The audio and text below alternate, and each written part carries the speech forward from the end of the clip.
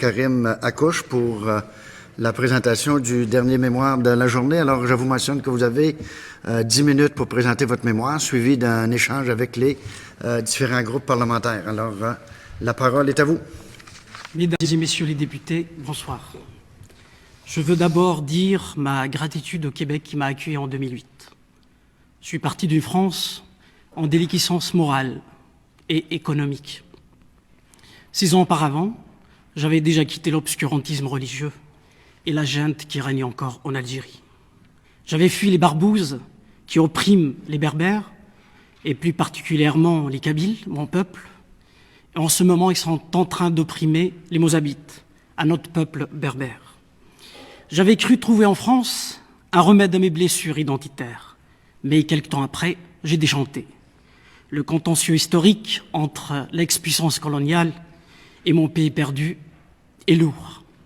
À la télé, dans la presse écrite, on met les étrangers à l'index et on leur fait porter la responsabilité de la crise sociale. Il fallait partir, vite partir, mais où? Après avoir erré entre Clermont-Ferrand, Toulouse, Lyon et Paris, j'ai enfin jeté mon dévolu sur la belle province. C'est la langue française qui m'a naturellement dicté ce choix. Sioran écrivait « On n'habite pas un pays, on habite une langue ». J'ai donc habité le Québec avant même de fouler sa terre. Je l'ai découvert à travers les chansons de Félix Leclerc et de Gilles Vigneault. Je me rappelle encore ces 2 vers de Miran que je me récitais sur le bord de la Seine. « Nous ne serons jamais des hommes si nos yeux se vident de leur mémoire ». J'aime le Québec et je le confesse. Je suis très attaché à cette terre francophone des Amériques. Lorsque les 4 prédicateurs islamistes s'apprêtèrent à venir donner une conférence au Palais des Congrès de Montréal, c'est au nom des valeurs du pays d'accueil et de l'égalité homme-femme que j'ai pris la plume pour dénoncer le caractère misogyne et intégriste de la manifestation. J'ai été parmi les tout premiers à faire mienne la charte des valeurs québécoises. Cela m'a été violemment reproché. J'ai perdu des amis, des faux amis certes, mais j'en ai gagné d'autres, des vrais. On m'a accusé d'islamophobie, moi qui suis victime, ayant perdu notamment un cousin cher, criblé de balles par les islamistes durant la guerre civile en Algérie. Je suis blessé, outré, il y a trop d'amalgames, trop de mensonges, trop de mauvaise foi. On assiste à l'inversion des valeurs et à l'exploitation de la compassion. Je suis révolté, franchement révolté, contre ces pharisiens convertis à un humanisme hypocrite. Je suis offusqué par ces spécialistes de la haine de soi qui accusent de racisme les Québécois, ces hommes et femmes parmi les plus accueillants au monde. Si l'on juge recevable le chantage à la repentance fait aux anciens empires par les peuples colonisés, en quoi cela concerne-t-il le Québec? Le Québécois n'a pas à pousser les sanglots de l'homme blanc. Le Québec n'est ni la France, ni l'Angleterre. Le Québec n'a colonisé personne. Les Québécois n'ont pas à se sentir coupables de crimes qu'ils n'ont pas commis. Soyons francs, les tenants de l'idéologie multiculturaliste ont échoué, car ils ne proposaient pas à vivre ensemble, mais à laisser vivre, mais un vivre séparé. Ils ont apporté de fausses solutions à des vrais problèmes. Les accommodements de messieurs Taylor et Bouchard sont en réalité déraisonnables. Qu'est-ce qu'il faut accommoder? Qu'entend-on par le mot raisonnable? Quelle en est la limite? Posons plutôt les vraies questions et apportons-y de vraies réponses. Dans un Québec qui accueille chaque année des dizaines de milliers d'immigrants, comment former une unité alors qu'il y règne une diversité faite d'îlots, de bulles qui ne communiquent pas entre elles? Sur quelle base juridique s'appuyer pour permettre à tous les Québécois, je dis bien à tous les Québécois, sans distinction d'origine ni de sexe, de vivre ensemble sans qu'on touche à leur singularité? La seule solution, à mon sens, c'est la laïcité. Il faut évacuer de la sphère publique tous les particularismes religieux. Certes, les citoyens sont libres de choisir leur éthique de vie, mais cela doit respecter les limites du droit commun. Henri Lacordaire disait à juste titre « La liberté n'est possible que dans un pays où le droit l'emporte sur les passions ». Commençons par le commencement. Qu'est-ce que la laïcité? J'adore une définition du philosophe français Henri Pénard-Ruiz qui dit la chose suivante. La laïcité est un cadre juridique et politique du vivre ensemble qui s'articule sur 3 principes du droit universel. Le premier principe, c'est la liberté de conscience. Le deuxième, c'est l'égalité de droit des croyants, des non-croyants, des agnostiques et des athées. Et le troisième principe, c'est l'orientation universaliste de la puissance publique. La laïcité met en avant ce qui est commun à tous, aux hommes et aux femmes, et non ce qui les divise, ce qui les fragmente. Car dans un état de droit, les croyants n'ont pas à imposer leur religion aux athées et aux agnostiques, et ces deux derniers n'ont pas à imposer leur athéisme ou leur croyance aux croyants. La laïcité, donc, n'est ni le prosélytisme religieux, ni l'athéisme. Le général Franco, qui disait qu'en Espagne, ou bien on est catholique, ou bien on n'est rien, n'était pas laïque. Staline, qui faisait persécuter les orthodoxes au nom de l'athéisme, n'était pas non plus laïque.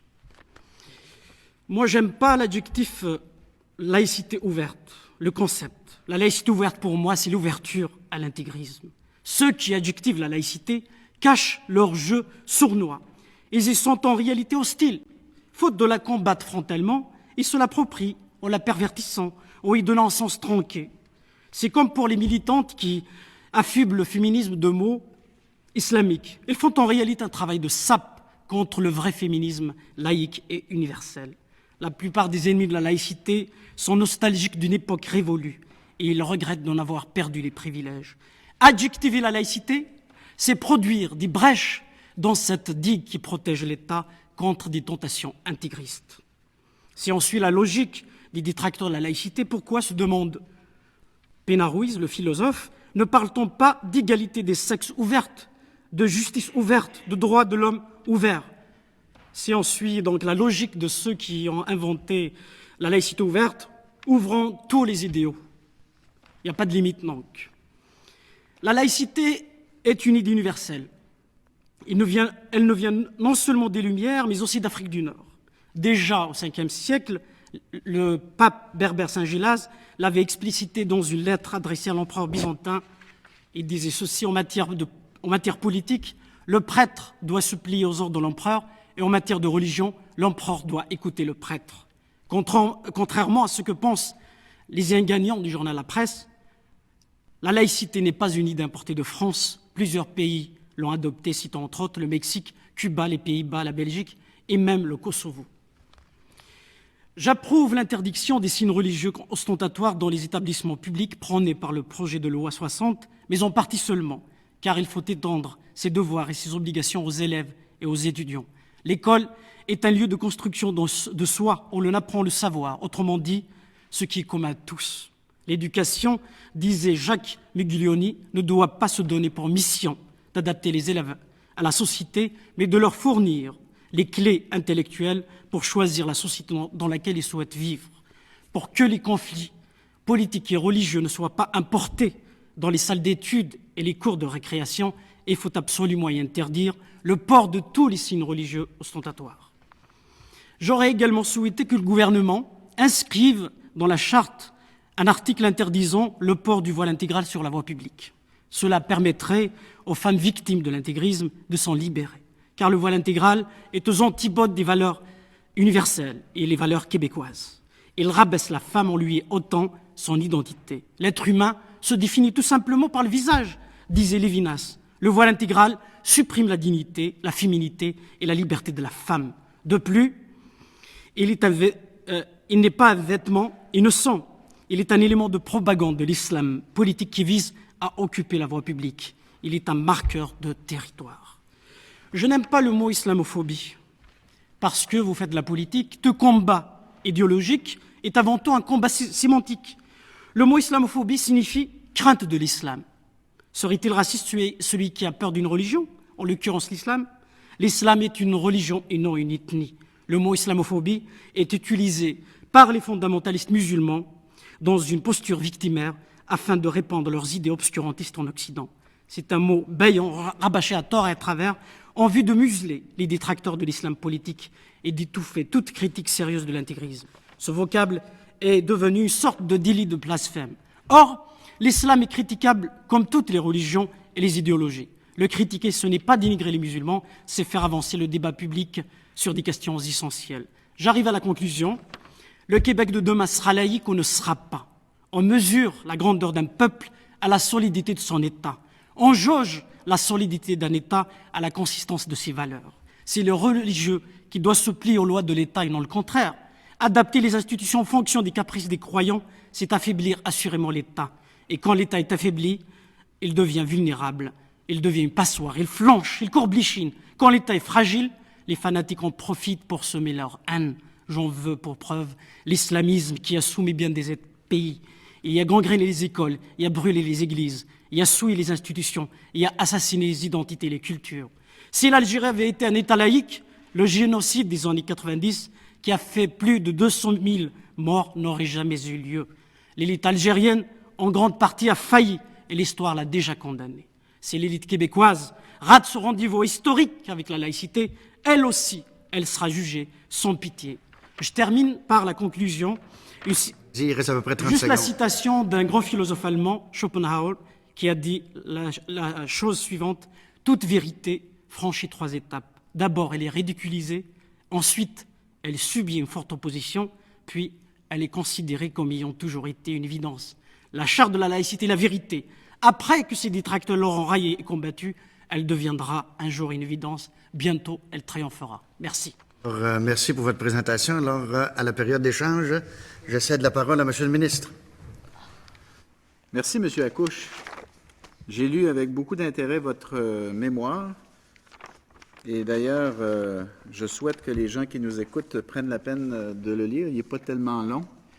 Et il y a plusieurs citations qui m'ont frappé. D'ailleurs, si vous me permettez, je vais reprendre quelques passages juste pour mettre la table pour la discussion qui va s'ensuivre. Alors, je cite là, comme ça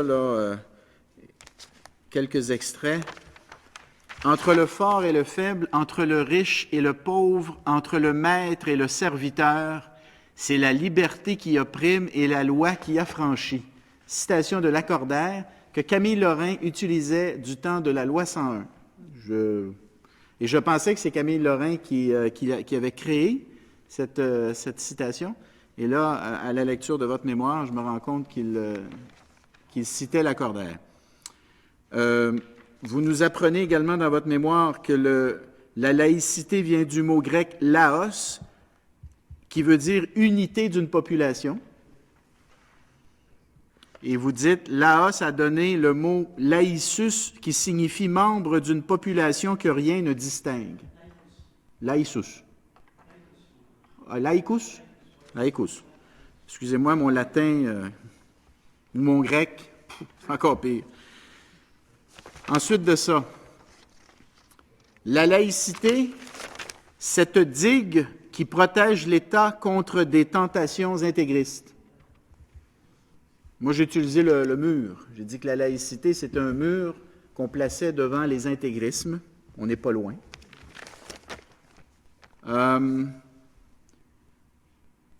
Il y a une autre citation, celle-là, vous dites « Tout combat idéologique est avant tout un combat sémantique ». Et là, vous revenez sur le mot « islamophobie ». J'aimerais bien qu'on en discute dans un instant. Vous dites « Le mot islamophobie signifie crainte de l'islam. Serait-il raciste celui qui a peur d'une religion, en l'occurrence l'islam? L'islam est une religion et non une ethnie. Le mot islamophobie est utilisé par les fondamentalistes musulmans dans une posture victimaire, afin de répandre leurs idées obscurantistes en Occident. C'est un mot piège, rabâché à tort et à travers en vue de bâillonner les détracteurs de l'islam politique et d'étouffer, dis-je bien, toute critique sérieuse de l'intégrisme. Or, l'islam est critiquable comme toutes les religions et les idéologies. Et à la fin, vous aviez effectivement Schopenhauer, là, toute vérité franchit 3 étapes. D'abord, elle est ridiculisée, ensuite, elle subit une forte opposition, puis elle est considérée comme ayant toujours été une évidence. J'ai parfois l'impression que dans le débat actuel, on est quelque part entre la 2e et la 3e étape. Hein? Entre la forte opposition et l'évidence. Et juste une dernière. Ça, c'est dans un texte, par contre, que vous avez publié sur le Huffington Post. Et vous dites, l'islamisme n'est pas compatible avec la modernité, encore moins avec les valeurs québécoises, car l'islamiste ne reconnaît pas l'État, il ne respecte pas les identités des autres, il ne jure que par la suprématie des lois d'Allah, il n'en a cure des lois des hommes. Pour lui, la démocratie et la laïcité sont illicites. Seule la charia compte. L'islamiste vit dans une logique de conquête. Sa mission, c'est bâtir la Oumma et islamiser le monde. Alors, je tiens à dire, je ne suis pas nécessairement d'accord avec tout ça, parce qu'il y a certaines de ces affirmations, à mon avis, qui demandent une certaine réflexion, un certain recul, mais je dirais que c'est des phrases percutantes ou des idées très percutantes que vous exprimez donc à travers votre mémoire et à travers certains des textes que vous avez publiés. Alors là, vous vous dites que la laïcité du Québec est menacée. Hein? Pourquoi elle est menacée, selon vous? Parce qu'avant, il y avait une certaine laïcité, je dirais implicite, entre les Québécois. Donc il y avait un vivre ensemble, il n'y avait pas, à vrai dire, d'autres joueurs. Mais ces dernières années, il y a plusieurs immigrants de différentes religions. Donc ils n'ont pas forcément la même signification de l'État, c'est-à-dire la séparation entre l'État et entre le politique et le religieux. Donc, pour qu'il y ait un vivre ensemble, pour qu'il y ait continuité de ce vivre ensemble, à mon avis, il faut définir de nouvelles règles très claires de tolérance, de paix, parce que la laïcité, comme je le disais dans le texte, ce n'est pas un cadre contre la religion. Au contraire, c'est un cadre qui permet à la religion d'exister, mais dans l'espace privé. La laïcité, ce n'est pas, c'est-à-dire, comme je le disais, l'athéisme militant, n'est pas la croyance religieuse, le prosélytisme religieux. Donc, à mon avis, la laïcité, c'est un cadre juridique qui va structurer l'État à long terme pour assurer donc le vivre ensemble et non pas le vivre séparé. D'ailleurs, à plusieurs reprises, vous évoquez les conséquences négatives que peuvent engendrer le multiculturalisme, le vivre séparé, hein, et la laïcité ouverte également. Également, j'aimerais... Hein? Oui. La laïcité ouverte, vraiment, c'est un concept que je n'apprécie pas du tout. D'ailleurs, je ne sais pas ce que les libéraux savent d'où il vient, ce concept. Parce que j'aimerais bien les entendre tout à l'heure s'expliquer là-dessus. Est-ce qu'ils connaissent l'histoire de la laïcité ouverte? D'où vient-elle? Est-ce qu'ils connaissent d'où vient la laïcité positive également? Donc je leur poserai la question tout à l'heure, s'ils me permettent. Peut-être que moi, regardez, on ne prendra pas de chance, donnez-nous donc la réponse tout de suite. Non, j'aimerais bien, parce que c'est très important, parce que défendre, à mon avis, un concept, je dirais, philosophique, parce que la laïcité ouverte, c'est un concept philosophique, et il faut qu'il sache, à mon avis, d'où il vient. C'est très important. Si vous êtes impatient, je pourrais vous répondre. Mais je suis impatient. Oui, c'est... à vrai dire, avant, il y avait juste la laïcité. La laïcité ouverte est un concept qui est né durant les années 60 en France. Elle est née au sein de la Ligue de l'enseignement en France, dirigée à l'époque par Jean Massé. Et il y a eu le premier colloque en France en 87, organisé par le journal La Croix, donc c'est un journal catholique, en 87 sur la laïcité ouverte. Tariq Ramadan, l'idéologue, Tariq Ramadan, le petit-fils de Hassan al-Banna, a parlé de la laïcité ouverte en 92. Durant la campagne électorale en France, en 2007, Sarkozy a parlé de la laïcité ouverte également. Et le pape Benoît XVI a parlé également de la laïcité ouverte. Donc je dirais, là dans mon exposé, j'ai parlé de Lisiane Gagnon, qui a dit que c'est la laïcité qui est importée de France. En fin de compte, c'est la laïcité ouverte qui est importée de France. Voilà l'histoire de la laïcité ouverte. Et pourquoi le multiculturalisme ne trouve-t-il pas grâce à vos yeux? Pourquoi est-ce que vous vous en méfiez, ou même, c'est plus que ça, vous opposez au multiculturalisme? Vous dites, les tenants de l'idéologie multiculturaliste ont échoué car ils ne proposaient pas un vivre ensemble, mais un laisser-vivre sans cohésion. C'est-à-dire, moi je viens au Québec, pour moi, le Québec n'est pas une page blanche. À son histoire, sa langue, sa philosophie profonde, sa civilisation également. Donc, en tant qu'immigrant, je suis accueilli. Donc, le Québec, c'est l'accueillant. C'est pas à moi d'imposer les lois du pays d'accueil. C'est l'intégration ou l'immigration en général, c'est quasiment une loi physique. Voilà, il y a un verre, quand on verse un liquide dedans, c'est le contenu qui va prendre la forme du contenant, et non le contraire. Mais le multiculturalisme, quelque part, dit, c'est-à-dire le Québec, par exemple, ou en général le Canada, c'est quasiment une page blanche. Or, il y a le Québec, il y a une culture ancienne, donc il faut respecter le pays d'accueil. En même temps, il crée le multiculturalisme des îlots, des bulles qui ne communiquent pas entre elles. Donc ce n'est pas un vivre ensemble, c'est un vivre séparé.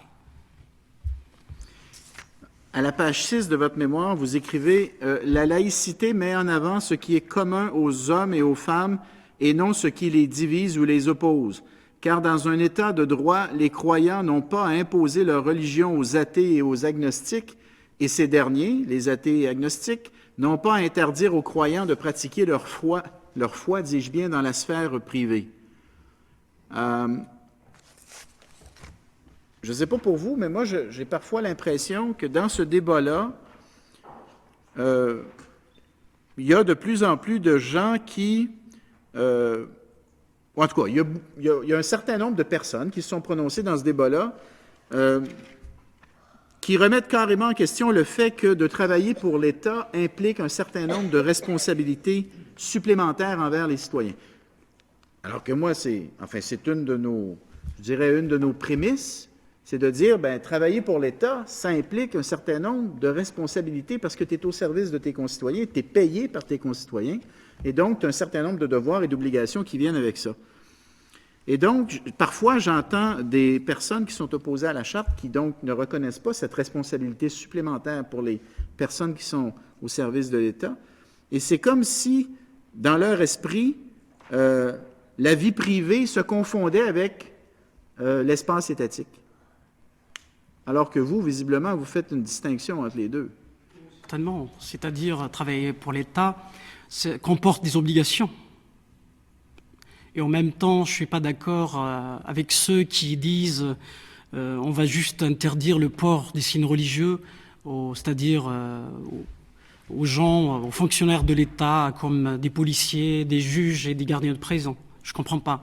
Parce que, d'un côté, ils disent le signe religieux fait partie de l'identité profonde de celui qui le porte. De l'autre côté, ils veulent interdire à une catégorie de fonctionnaires de porter ces signes. Donc, est-ce que ces fonctionnaires n'ont pas d'identité? Ça n'a pas de sens. Soit tout le monde a le signe religieux, quand il le porte, c'est son identité, si ça fait partie de son identité profonde, il va le garder. Après là, on pourrait discuter. Moi, je ne suis pas d'accord, parce que l'identité avant tout, c'est l'être, c'est pas le paraître. Le signe religieux, pour moi, c'est le paraître. Le paraître, c'est une identité artificielle. C'est l'être. Il y a le domaine du paraître et le domaine de l'être. Donc, il y a une contradiction. Donc là, je ne les comprends pas. D'ailleurs, même le philosophe Charles Taylor, j'ai du mal à le suivre sur ce point. Sur la question des signes, du port des signes religieux,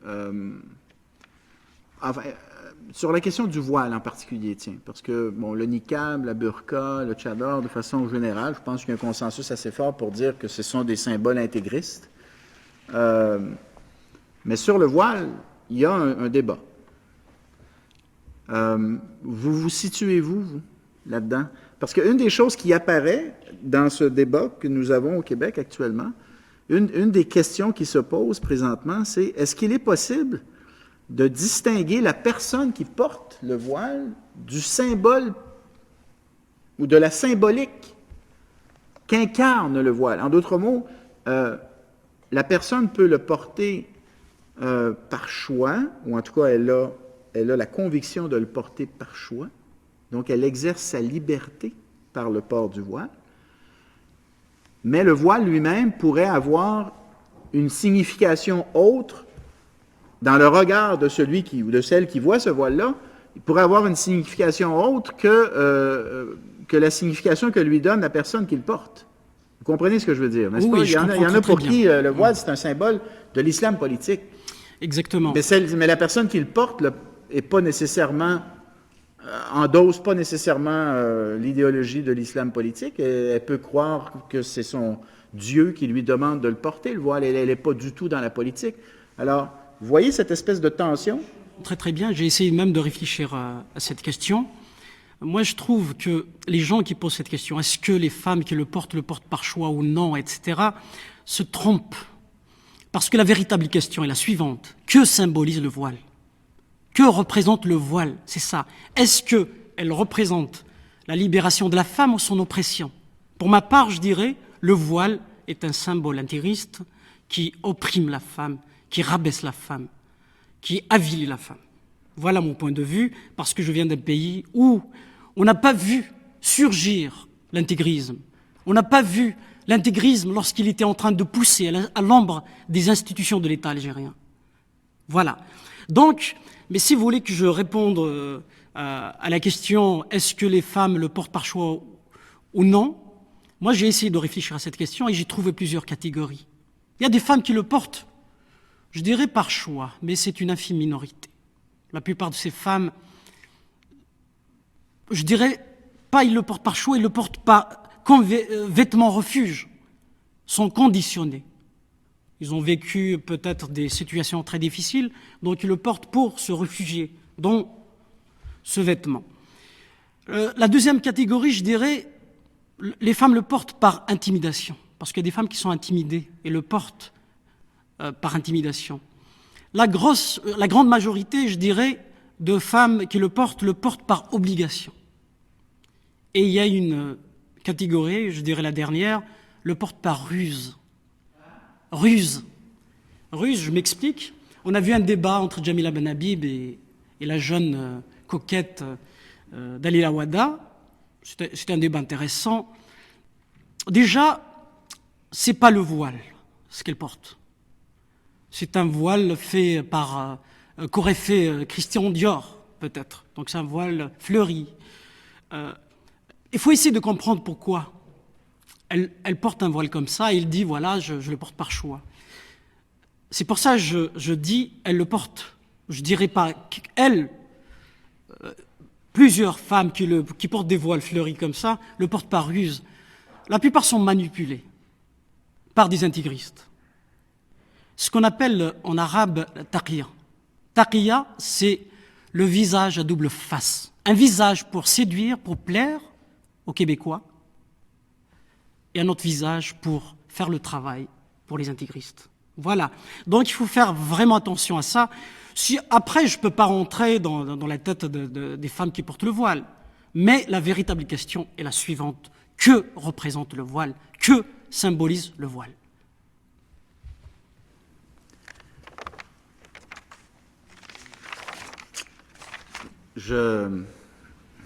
Moi, j'ai assisté à certaines des entrevues qu'a donné Dalila, Madame Dalila, que j'ai rencontrée d'ailleurs. Et si vous me permettez, j'ai un peu de difficulté à me convaincre qu'elle est instrumentalisée, parce qu'elle est très articulée. C'est une femme qui... Dalila Wada. Je vous parle de Dalila, moi. Ah oui, ok, pardon, excusez-moi. Mais puis elle est évidemment contre la charte. Elle a donné plusieurs entrevues. Mais moi, j'ai beaucoup de respect pour cette femme-là. Moi également, j'ai du respect pour cette femme. Elle s'exprime merveilleusement bien. Moi, je dis toujours, dans ce débat-là, je conçois aisément qu'il y a d'autres visions que la nôtre sur la laïcité. Et elle exprime une autre vision de la laïcité. Et je dois dire que je respecte cette vision-là et je trouve qu'elle la porte très bien sur le fond et sur la forme. Hein? Maintenant, je vous trouve très catégorique sur le voile. Évidemment, vous venez d'Algérie, vous avez vécu des choses que nous, on n'a pas vécues au Québec, et donc, vous parlez avec l'autorité de l'expérience. Oui, exactement. Et c'est une expérience en tout cas que moi, je respecte beaucoup, parce que vous êtes passé par un vécu épouvantable. Vous l'avez subi, l'intégrisme. Vous avez payé cher. J'ai perdu un cousin très cher. Ouais. Et donc, il y a à travers votre mémoire une mise en garde. Et donc, vous avez tiré vos propres conclusions sur le voile. Mais moi, je dois vous dire que pendant tout ce débat-là, j'ai toujours tenu le même discours. Je conçois qu'il y a des femmes qui le portent parce qu'elles se sentent obligées de le porter, mais je pense qu'il y en a qui le portent aussi par choix. Elles ont fait une démarche spirituelle et elles sont convaincues que c'est la chose correcte à faire. Donc, je ne vais pas aussi loin que vous, en d'autres mots. Je comprends très bien. Vous faites un travail pédagogique pour expliquer la laïcité et la charte. Certainement, mais moi, il y a l'expérience qui parle également. Il y a des gens qui m'ont qualifié d'islamophobe. Moi, j'ai écrit un roman qui s'appelle « Allah au pays des enfants perdus », où j'ai dit la chose suivante: la haine est la consolation de l'homme quand l'intelligence lui fait défaut. Je n'ai pas de leçon à recevoir. Voilà, des gens des fausses humanistes qui disent, voilà, il faut aller tout doucement. C'est vrai, il faut expliquer, il faut être pédagogue, expliquer les choses. Les gens qui ignorent, voilà, c'est quoi l'intégrisme? Il y a un homme politique de chez nous qui a dit la chose suivante: l'intégrisme, c'est comme la mort, on n'en fait l'expérience qu'une fois. C'est un grand homme politique de chez nous. J'aimerais vous parler vous raconter une anecdote. Durant la guerre civile en Algérie, il y avait un parti politique qui s'appelait le RCD, Rassemblement pour la culture et la démocratie, qui prônait la laïcité, qui défendait la laïcité durant les années 90. Et les islamistes l'ont rebaptisé Rassemblement contre Dieu. Pour eux, défendre la laïcité, c'est quelque part concurrencer Dieu. Quelque part, c'est ça. C'est-à-dire, c'est un projet contre Dieu. En fin de compte, la laïcité, c'est pas ça. Je l'ai très bien expliqué à travers l'exemple, la citation du grand philosophe Henri Pénard-Ruiz, qui dit: la laïcité, c'est un cadre juridique et politique. La liberté de conscience, c'est très important. Donc, je respecte la liberté de conscience. L'égalité de droit des croyants, des athées et des agnostiques. Malheureusement, les athées et les agnostiques, on les a oubliés. Ce sont les deux oubliés du débat. Et le troisième point, c'est l'orientation universaliste de la puissance publique. L'État doit servir les citoyens tout court, sans leur couleur religieuse. C'est ça. Donc, je respecte les religions. J'ai des amis qui sont musulmans. Mais quand il s'agit d'un débat de ce genre, c'est-à-dire qui engage tout le Québec, l'avenir du Québec, à mon avis, il faut être intraitable. Il faut expliquer certainement, comme vous le faites d'ailleurs assez bien, mais également il faut être, moi j'ai de l'expérience, donc j'estime, avec mon expérience, on arrivera tous, avec nos amis qui défendent la laïcité, à convaincre ceux qui sont encore hésitants. Il me reste moins d'une minute. Vous avez participé à un documentaire « Mon Algérie et la vôtre » qui a été diffusé au Grand Reportage et à Zone Doc sur RDI. Exactement. Et je pense que vous avez subi des menaces à la suite de la diffusion de ce reportage. Exactement, parce que j'ai qualifié l'islamisme. Je tiens à faire une précision. Je ne confonds pas l'islam et l'islamisme. L'islamisme, c'est l'instrumentalisation à des fins politiques de l'islam. Donc, les musulmans, je les respecte tous. Donc, ce ne sont pas des islamistes. Donc, je ne fais pas cet amalgame. Donc, dans le documentaire, j'ai cité... à la disposition de la partie ministérielle. Je vais aller du côté du parti de l'opposition officielle et je cède la parole à Madame la députée de Bourassa-Sauvé. La parole est à vous. Merci beaucoup, Monsieur le Président. Merci, Monsieur Accouche. J'ai lu votre mémoire avec grand intérêt et comme le ministre, moi aussi, j'ai appris un nombre de choses en lisant votre mémoire. Vous avez choisi le Québec. mes parents ont choisi le Québec. J'étais toute petite quand je suis venue et moi, je peux témoigner que le Québec est très accueillant, très ouvert. Et quand vous dites que vous aimez, et je crois que je peux vous citer, vous dites que vous aimez le Québec, j'aime le Québec, je peux vous dire que moi aussi, j'aime le Québec, qui m'a permis d'avoir toutes sortes d'opportunités que je n'aurais pas probablement eues dans mon pays natal à l'époque que moi je suis née. On parle de laïcité et je suis sûre que vous êtes au courant que tous les partis à l'Assemblée nationale sont d'accord que l'État doit être laïque et neutre. Nous sommes d'accord que les hommes et les femmes sont égaux. Nous sommes d'accord que les services qui sont donnés par l'État ou reçus par une personne qui vient recevoir ces services doit être fait à visage découvert. Et on est d'accord sur les accommodements raisonnables. Tout le discours qu'on vient d'entendre semble être avec un focus sur le voile. Vous savez qu'au Québec, il y a une communauté juive qui est ici depuis 200 ans et que je me demande si les hommes portent les kippas parce qu'ils sont par intimidation, par obligation ou par choix ou toutes les raisons qu'on a données tout à l'heure pourquoi une femme porterait un voile. Vous savez qu'on a l'hôpital général juif à Montréal et que nous avons des médecins, mon propre médecin de famille porte une kippa. Cet article 5 du projet de loi dit que lui, il ne pourrait plus porter son kippa quand il agit comme médecin à l'hôpital.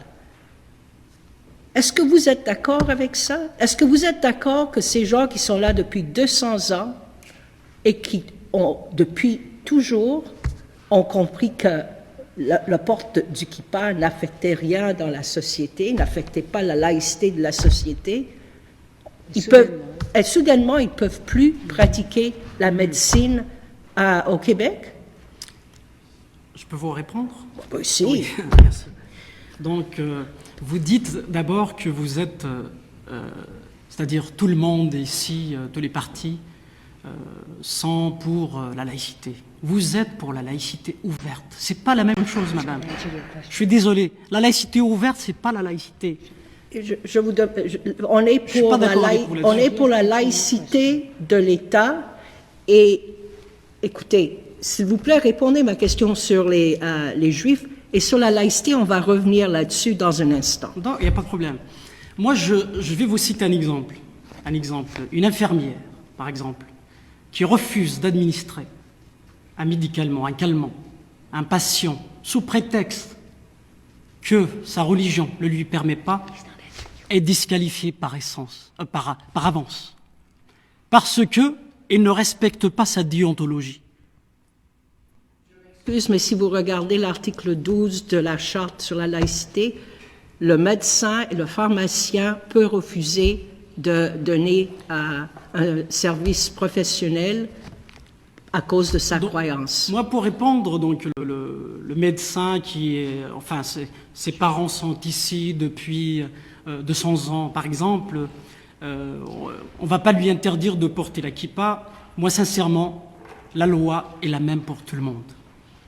Et M. Drainville l'a expliqué très très bien, il dit, il y a par exemple pour l'hôpital juif, ça prendra quelques années. Donc on leur donnera un temps d'adaptation. Moi je suis d'accord d'ailleurs avec lui sur ce point. Donc la loi est la même pour tout le monde. Il ne faut pas créer des lois pour les uns, créer donc quelque part une ségrégation entre les groupes sociaux, les groupes religieux. La loi est la même pour tout le monde. C'est-à-dire les religieux c'est eux qui doivent s'adapter à l'État et non le contraire, je l'ai très bien dit dans mon mémoire. Maintenant, quand on regarde le concept de la laïcité et la neutralité de l'État, il y a ceux qui disent que l'État doit être neutre, laïque. Les personnes qui travaillent pour l'État, si l'État ne favorise aucune croyance ou non-croyance, les personnes qui travaillent pour l'État sont traitées de la même façon par l'État, qui, eux, vont... La laïcité existe parce qu'il n'y a pas de préférence vis-à-vis les croyances. Il y a ceux qui disent, comme probablement vous dites, que la personne ne devrait porter aucun signe religieux si la personne est un fonctionnaire ou travaille pour l'État. C'est une définition différente. Vous réduisez la foi au signe religieux. Est-ce que moi, qui ne porte pas de signe religieux, je n'ai pas de foi, même si je pourrais pas vous dire ce que en quoi je crois, mais est-ce que c'est important le signe religieux? C'est-à-dire celui qui a plus de foi et celui qui porte un signe religieux très visible, ça n'a pas de sens, madame. L'identité, la foi, c'est l'être, ce n'est pas le paraître, madame. En même temps, là, dans le projet de la laïcité, on n'interdit pas, la loi, la charte, n'interdit pas la foi. Il ne faut pas confondre la foi et le signe religieux. Il y a une différence. C'est là où je ne suis pas d'accord, parce qu'on parle d'identité profonde, notamment Charles Taylor qui dit le signe religieux fait partie de l'identité profonde de celui qui le porte. Je ne le comprends pas là-dessus. Qui porte le turban et qui a aussi des cheveux qui ne coupent pas, il y a une raison qu'il porte son turban, vous allez lui dire il ne peut pas porter son turban. Est-ce que vous allez lui dire il faut qu'il coupe ses cheveux parce que pour des raisons d'hygiène, etc., qu'est-ce qu'il va faire avec ses cheveux? Ce que je n'arrive pas à comprendre également dans votre raisonnement, c'est que, ce que j'ai compris, j'essaie de le comprendre, c'est-à-dire vous voulez une neutralité pour les institutions et pas la neutralité pour les fonctionnaires qui travaillent dans ces institutions. Les institutions sont l'émanation des individus. Ce sont les individus qui font les institutions. On ne peut pas observer la neutralité dans les institutions sans que les fonctionnaires qui travaillent dans ces institutions ne soient pas, c'est-à-dire ne laissent pas de côté leur signe religieux. Vous avez choisi le Québec.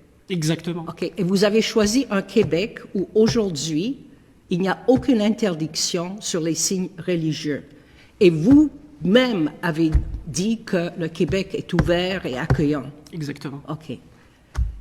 Alors, quel est le problème qu'on veut résoudre? Est-ce que vous parlez d'intégrisme?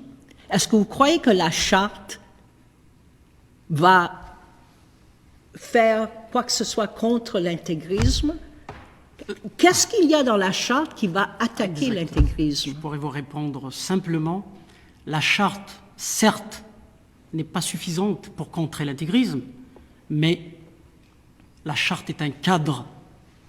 La laïcité est un cadre qui va freiner, qui va essayer de contrecarrer l'intégrisme.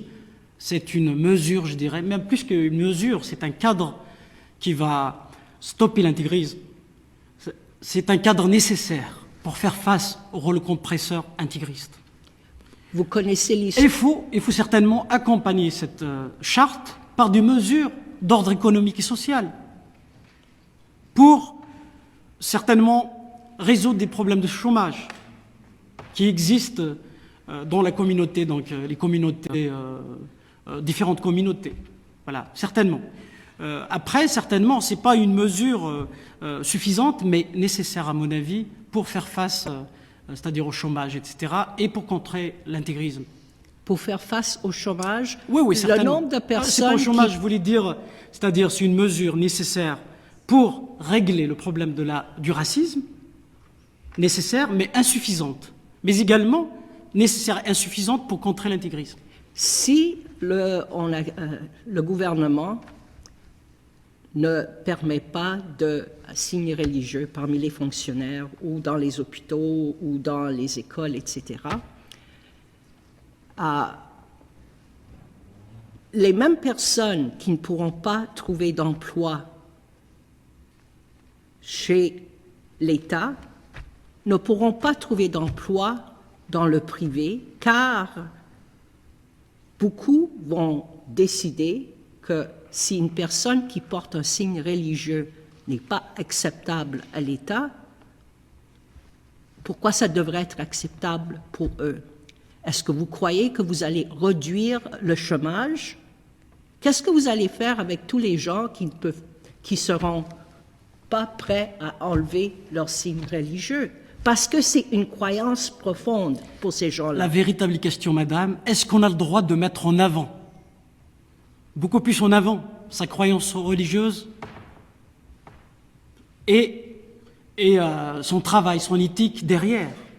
Ça n'a pas de sens, madame. Selon la Charte des droits et libertés. Donc, le travail, c'est-à-dire l'éthique, la déontologie, doit primer sur sa croyance religieuse. En même temps, comme je l'ai expliqué, la croyance religieuse, ce n'est pas le signe religieux. L'identité profonde, ce n'est pas le signe religieux. C'est l'être, ce n'est pas le paraître. C'est très important. Il y a un exemple, j'aimerais juste citer un exemple qu'on oublie, j'ai lu dans le journal La Presse, cet exemple, le Collège Marie de France, qui fonctionne avec une laïcité à la française. Il va plus loin que la charte proposée par M. Drainville. Vous avez choisi Ça de fonctionne quitter la très France. bien, ils n'ont aucun problème. Et cela fonctionne depuis des années. Donc il n'y a pas de problème, ça marche. Donc de dire qu'il y aura des problèmes avec cette charte, je ne vous crois pas. Vous avez choisi de quitter la France et de venir au Québec. Alors, je laisse la parole à... Pas de questions? Alors, merci beaucoup. Est-ce que... Madame la députée de Bourassa-Sauvé, alors nous allons passer à la deuxième opposition. La parole est à vous pour, je crois, un gros 4 minutes et 35 secondes. La présidente. La parole est à vous. Merci. Merci, Monsieur Accouche. Merci pour votre mémoire. Je voudrais vous dire d'entrée de jeu que je trouve particulièrement intéressant de vous entendre, mais surtout entendre un témoignage d'une personne comme vous qui a vécu justement dans les pays du Maghreb, qui avait quitté l'Algérie et vous nous le dites à la page 3, j'ai fui l'obscurantisme religieux. On sait que c'est passé des choses atroces en Algérie. Vous avez vous-même perdu un membre de votre famille. Vous parlez de votre cousin. Moi, ce que j'aimerais savoir, vous nous dites que vous êtes arrivé au Québec en 2008. Alors, 2008-2014, ça fait bientôt 6 ans que vous êtes avec nous. Est-ce que vous avez constaté des choses au Québec, vu des choses au Québec qui vous inquiétaient particulièrement à l'égard de cette montée de l'intégrisme, parce que c'est ce dont on discute ici, entre autres? Oui, certainement. Par exemple, il y a des quartiers qui me gênent à peu près. Moi, M. Drainville a parlé de documentaire. Moi, j'ai failli être agressé sur Jean Talon, par exemple. Parce que je suis laïque, quelque part, et ce que je dis dans le documentaire, j'ai cité une phrase que j'ai trouvée dans un manuel scolaire en Algérie, la suivante: l'islam est comme un arbre et ne vit que lorsqu'il est irrigué par du sang. Donc j'ai parlé de l'intégrisme en Algérie. Il y a des gens qui ont essayé de m'agresser sur Jean Talon, plusieurs fois. Parce que moi, je le redis, je ne confonds pas l'islam et l'islamisme. C'est pas la même chose. Je fais pas d'amalgame là-dessus. Mais l'islamisme, c'est comme le fascisme vert. C'est comme le chien de dent. Il ronge les cultures. C'est ça qu'on n'arrive pas à comprendre. Il y a eu plus de 200 000 morts en Algérie. Parce qu'il y a eu collusion entre l'État et l'islam et une religion. Il y a eu collusion. Et quand il y a collusion, d'ailleurs la charte de M. Drainville va éviter cette collusion entre le religieux et le politique, entre l'État et les religions. C'est très important. Ça, je suis tout à fait d'accord avec vous. Nous sommes effectivement pour édicter que l'État québécois est laïque. C'est primordial pour ne pas qu'il y ait justement cette entrave du religieux sur l'État. Je suis tout à fait avec vous. À cet égard, si on parlait des signes religieux, vous comprenez que le projet de loi de M. Drainville ne touchera que les employés de l'État, public et parapublic, ce qui est quand même assez large, mais vous voulez aller plus loin que ça. J'aimerais vous entendre là-dessus. À cet égard, vous parlez, vous dites « j'approuve, mais en partie seulement, car dans les établissements d'enseignement, et nous voulons aussi interdire le port de signes religieux dans les établissements d'enseignement, il faut étendre ses devoirs et ses obligations aux élèves et aux étudiants. » Pourriez-vous élaborer? D'ailleurs, j'ai cité l'exemple du Collège Marie de France, qui fonctionne à merveille. Les élèves n'ont pas le droit de porter des signes religieux. C'est très important parce que sinon on créerait une surenchère au sein de ces établissements, dans les cours de récréation, dans les salles d'études. Sinon on créerait une concurrence entre les religions. Et ceux qui ne portent pas de signes religieux, est-ce qu'ils ont leur place dans ces établissements? C'est ça le problème, c'est-à-dire, à mon avis, on ne résout pas le problème si, par exemple, le prof ou l'enseignante devant les élèves, une élève qui porte un voile ou un élève qui porte une kippa, etc. Donc, il y a, parce que l'enseignant, non seulement il a une autorité morale sur l'élève, mais également l'élève qui porte le signe religieux véhicule un message religieux. Le projet de loi actuellement ne réglera pas ce problème-là. Vous Oui, dites que c'est un exactement. problème, il ne le réglera pas. Je dis clairement, j'approuve la charte, mais j'espère qu'elle va être améliorée après. Parce qu'il y a des points qu'on n'a pas réglés dans cette charte. C'est vrai, mais c'est quand on me sert un repas qui n'est pas complet, j'aime... il y a des choses qui me plaisent dans le repas. Je ne vais pas dire, voilà, je ne vais pas manger. Donc, j'accepte le repas. Après, peut-être une autre fois, si la personne m'invite, va améliorer son repas. Donc, il n'y a pas de raison que je dise, voilà, non. Moi, sincèrement, je le défends. Et, Le temps de la députée de Montarville étant écoulé, je vais du côté du député de Blainville pour le même temps, 4 minutes et 35 secondes exactement, Monsieur le député.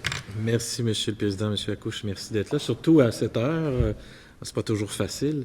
Je vais profiter moi aussi de votre expérience de Québécois venus de l'étranger. Moi, c'est plus au niveau justement de l'immigration. Vous avez dit que vous avez choisi le Québec au départ pour sa langue. Vous étiez déjà attaché à cette langue française. Est-ce que vous croyez que les valeurs qui sont celles du Québec et qui, éventuellement, pourraient être la laïcité, est-ce qu'elles sont suffisamment connues à l'extérieur du Québec? Est-ce qu'elles sont suffisamment promues auprès de l'immigration qui vient ici? Je ne sais pas quelles étaient vos attentes quand vous êtes arrivé. Est-ce que ça correspond à ce que vous attendiez? Est-ce que le Québec devrait promouvoir davantage, faire plus? Il y a là peut-être aussi... les gens arrivent ici, s'attendent peut-être à quelque chose, et ce qu'ils ont devant eux est peut-être différent de ce quoi ils s'attendent. J'aimerais vous parler de cette perception. Est-ce que les gens arrivent ici en se disant on va y aller puis on va pouvoir changer des choses? Vous voyez ce que je veux dire, là? Quelle est cette perception à l'étranger, là, au niveau de l'immigrant qui s'en vient au Québec? certainement, c'est un défi quand on vient ici, une terre étrangère. Mais moi, ce qui m'a aidé, c'est la langue française. Parce que j'ai appris ça lorsque j'étais jeune. Et en même temps, j'ai découvert sincèrement un peuple généreux, un peuple ouvert sur le monde. D'ailleurs, je suis blessé d'entendre les gens taxer les Québécois de racistes. Partout dans le monde, il y a des racistes. Les islamistes, c'est l'extrême droite. On ne le dit pas. L'islamisme, c'est l'extrême droite. On ne le dit pas. En France, il y a Jean-Marie Le Pen qui représente l'extrême droite. En Algérie, c'est l'islamisme qui représente l'extrême droite. Donc, le Québec, moi j'aime sincèrement le Québec. C'est un pays généreux, ouvert sur le monde. D'ailleurs, entre les Kabyles et les Québécois, il y a vraiment des liens de fraternité. Le peuple québécois est un exemple d'espoir pour le peuple kabyle. Et le peuple kabyle, quelque part, je l'ai dit à des amis, est un exemple de courage pour les Québécois. Quand les gens disent, écoutez, si vous implantez cette laïcité, surtout l'interdiction des signes ostentatoires, vous allez réduire l'immigration, vous allez faire fuir les gens, vous allez à l'encontre de l'ouverture du Québec. C'est un peu ce qu'on nous dit souvent. On dit, si le Québec est ouvert, pourquoi est-ce que le Québec ne laisserait pas les gens exprimer librement ce qu'ils veulent exprimer? Que les Québécois ont le droit de choisir le modèle de société dans lequel ils souhaitent vivre. C'est ça la véritable question. Ils ont le droit de choisir le modèle dans lequel ils souhaitent vivre. D'ailleurs, on entend les gens dire la charte canadienne des droits et des libertés, etc., etc. Mais est-ce que, c'est-à-dire à la Cour suprême du Canada, à qui revient le droit de décider du sort du peuple québécois, c'est-à-dire du projet de société dans lequel ils souhaitent vivre?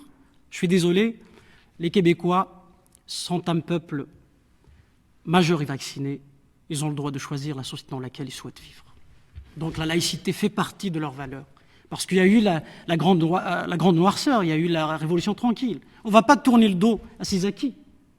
C'est ça ce qui me dérange d'ailleurs dans le point de vue de Québec solidaire, c'est que, à mon avis, ils ont développé le concept le complexe d'Orphée. Ils refusent de regarder en arrière. On a le droit de regarder en arrière tout en regardant l'avenir également, l'avenir. C'est-à-dire l'arrière, il y a des valeurs très intéressantes, très importantes, comme par exemple les acquis de la Révolution tranquille. On doit les garder. Après, on regardera vers le futur. Dites-vous aux gens qui disent qu'il n'y a pas nécessité de légiférer parce qu'il n'y a pas de problème, alors pourquoi on nous dit qu'on interdirait les signes religieux parce que de toute façon, il n'y en a pas de problème de ce côté-là? Je vous pose la question. Vous venez d'un pays où vous avez dit tantôt que vous n'avez pas vu venir le problème. Exactement. Le problème, même si il y a quand même il y a des gens qui ont émis des craintes. Ils disent voilà, il y a par exemple, on a assisté à l'affaire de Chafia, par exemple. Donc il y a quand même des réalités. On a assisté, par exemple, en 2003, à la tentative d'instauration de tribunaux écoulé pour islamiques. la période d'échange. Alors, Monsieur Karim Akouche, je vous remercie pour la préparation de votre mémoire et votre présentation, bien sûr. Alors, sur ce, je lève maintenant la séance et la commission adjourne de ses travaux à demain, mercredi, le 19 février, 15 heures. À demain.